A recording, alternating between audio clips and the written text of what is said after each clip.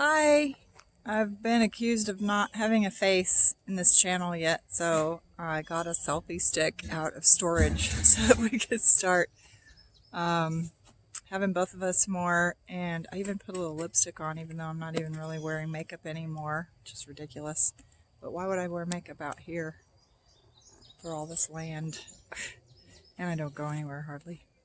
But anyway, we're going to give you guys a tour and an update. And here comes Mr. Man. Okay, let's do an electrician check. Electrician check? Yeah. Okay, what does that mean? So I wired most of the shop over the past number of days, and we had a problem today because this temporary meter that we set up was initially designed for power tools to build the building. And like the AC of the RV, right? Well, just the RV and then power tools. Yeah. Well, the RV has its own circuit, so it's separate. But then that little four banger is a 15 amp breaker to run various power tools to do everything. Well, since we hit summer, which is way beyond our expectation, we have 3 ACs running on the rig. We have 2 window units that we've had to rig, and of course the main unit, plus everything else that's in the unit. Yeah, it got so hot in there, the regular AC wasn't working, and we added a first unit, and that wasn't cutting it, so we had to add a second AC unit. Thank God we had some in storage that we could pull We've from. kept for those for like 10 plus 15 years. Yeah, we've had those a long time. They've come in handy many times, as including backups. now. Yep. In any case, this circuit was now running all the ACs and the power tools and the refrigerator and the freezer and the high power fan and chargers, and finally it just said, that's enough. Yeah, you see all the extension cords coming out off of that? There were more, and it just was like a Christmas tree lit up or something. I had to go ahead and activate the shop plugs because I've been wiring this whole time, but I just hadn't activated them yet. What do you mean by shop plugs? What does that mean? Power plugs. Power plugs. Plug for you. So the electrical outlets. Yeah, He got those installed because we had Encore out here to get our shop, which is where we are now. We're in the shop, and we got this electricity set up, so it's now engaged. We have shop electricity. But we couldn't use it yet because he didn't have any outlets set up. So we had things like this refrigerator here. Plugged in on the power was plugged in on that temporary pole. The charger on the power pole. Yeah, we had a lot of things. High velocity fan, the tools, all the stuff. Yeah. But we're gonna go look and see that he has added some plugs. Show us. And we walked past them.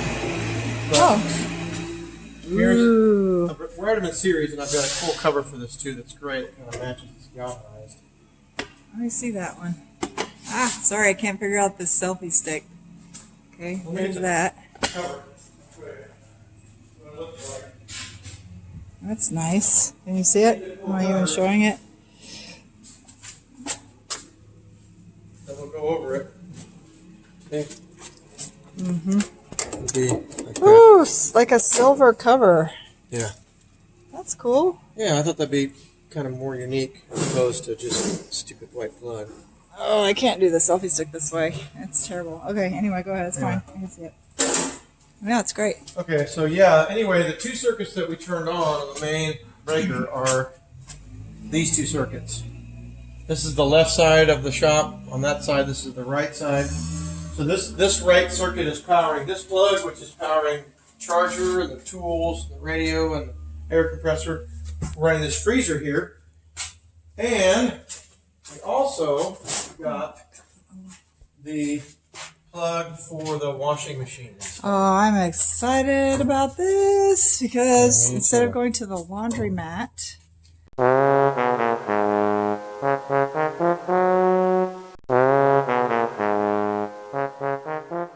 now he's gonna set up the washer and dryer back here for me. I just need to tie in the water main, so I got to get a hot water heater probably tomorrow and split this off and send half to the hot water heater, and then so that way the drain will feed into the sewer system. This is the high pressure line that's deactivated right now. This will give us water to the washer dryer and this entire facility. And the hot water heater will probably sit over here somewhere. I'll probably just get a pan and run the drain line directly out.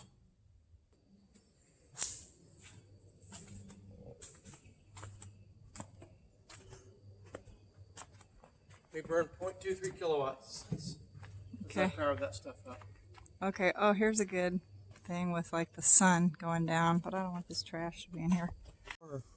Yeah, so we were just, the phone cut off, but we were saying that, you know, there's been delays that we couldn't have expected, and definitely product availability has been another one. Mm-hmm. The cost of lumber, the cost of steel, the cost of materials, not being able to get things that you need. Wow, just renting of heavy equipment to put stuff together. Oh, that was we didn't. very expensive. I think that was like $5,000 all Gosh, to for the scissor lifts and the reach forklift and to build this 2-story shop, yeah. right? Because you can't do that without it. But that wasn't anything we understood. Oh, and by the way, I just want to make a quick little joke here. You know, the people that we bought the steel material from for the buildings, I mean, I'm not slamming them. They're a good company and it's a good product, but they said, didn't they say that you could do this with a few other guys in a month? Yeah, something like that. A month. Him not knowing what he's doing. And we've had pros come in here that couldn't handle it and just bailed yeah. on us. Guillermo was the only redeeming factor of this whole equation. Yeah, we finally found a great He came and he thinks outside of the box. And honestly speaking, when they send you these plans and the instructions to put the structure together, there's a lot of minute details that they don't address in any of these plans. For example, if you come and look at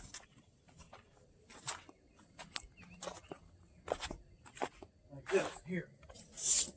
This here is a foam rubber part, and that goes in between the concrete and the siding. Okay. Well, they don't tell you that, oh, by the way, you got to put this in. There's no instructions anywhere. They just give you the material and expect you to figure out.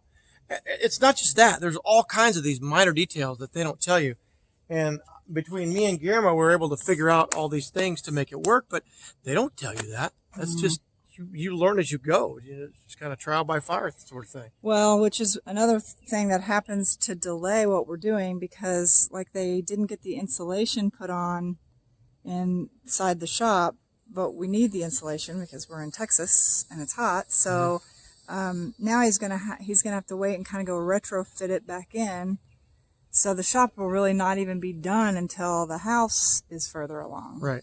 It's just all these things, all these these cascading events that change the trajectory of what we're doing. So our plan is, I mean, obviously we have the RV, which we're grateful for, but it's very small for 4 big people like us and 2 dogs.